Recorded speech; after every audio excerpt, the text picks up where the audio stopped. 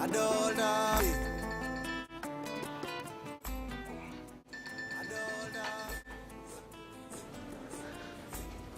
am Siddhartha Bandyopadhyay. I am a VSO Jitoli volunteer. I came here in July 2007. I am coming from India. That is my recruitment base, and I am working here as a small business and marketing advisor. This is not my original house actually. I used to stay in my field, just next to my office. That is my original house. But as that place is very much isolated, after staying there 8 months, my office thought like that place is not very safe. Maybe because of the wild animals, because of some other things like there is no water, no electricity, no other resources even. So why my office thought like giving me another house here where I am staying now.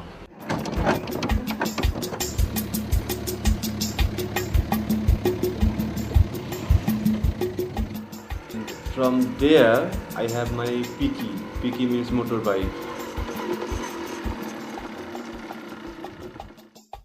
An Indian from India. In fact, it's really first time to get into Africa, straight to Ngwesi. What came into my mind when I was going to meet my colleague, I thought of a very fat man, big, and But when I got to the office, I realized, okay, this guy looks like me. In fact, people mistake and say we are brothers. They look at the noses and stuff like that. So, okay, we were thinking, hey, is this gentleman going to manage really?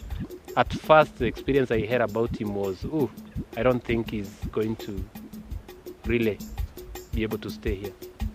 Glad or lucky we were that he really managed within a very short time to be able to work with us, ride on difficult terrains.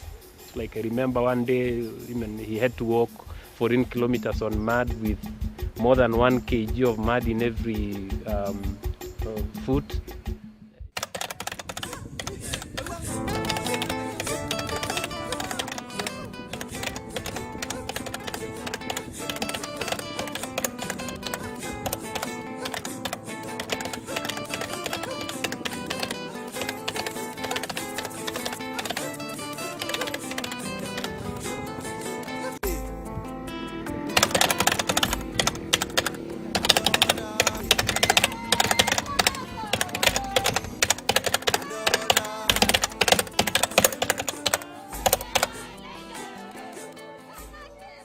I used to come at least 2 or 3 times in a month. They always welcome me by this type of singing, traditional dancing, just like this. I really enjoy. Ngwesi is quite about 10 years old, and all along that time there have been a feeling that the women have been neglected. And recently we did approach VSO to give as a volunteer who could come and help us at least do something with the women. And a year ago now, we've been working with Sid, who is a volunteer with VSO, trying some interventions to make sure that the women do or start small income generating activities in groups. Well, the role that we expected Mr. Sid to undertake is to try and market the handicrafts done by the women. The Maasai women are the ones who make the beautiful beads that are known all over the world. Simple other things that are used, utensils, that sort of handicrafts. So.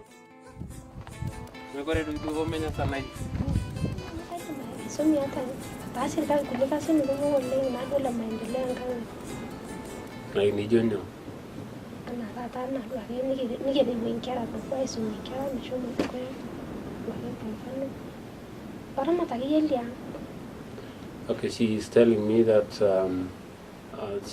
that the very first time they saw Sid in a group, they thought Sid has come to bring the money. So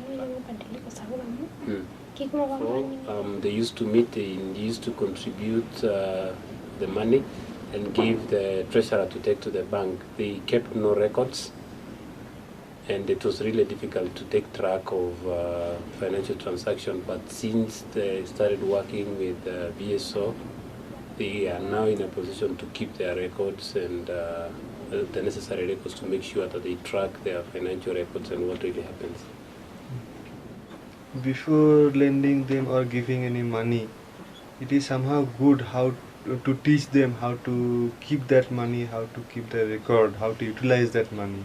Then it will be very easy to continue in the long run.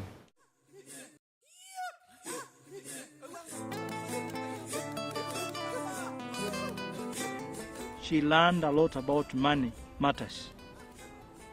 And now if I give her the money that I normally give, I see a better management on the finances.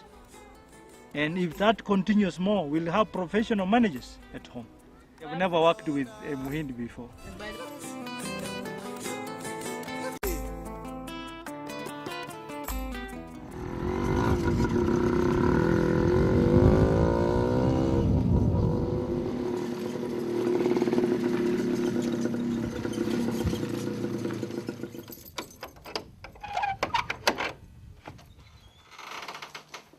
I don't have electricity there also, but I have a paraffin lamp.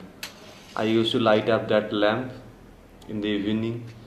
Then I just sit like 15 minutes or half an hour, just take some rest as I used to use. So I take some rest a bit, maybe I take some cup of chai, some tea. Then I start cooking. So I need like 1 hour to cook. Then I used to take my dinner.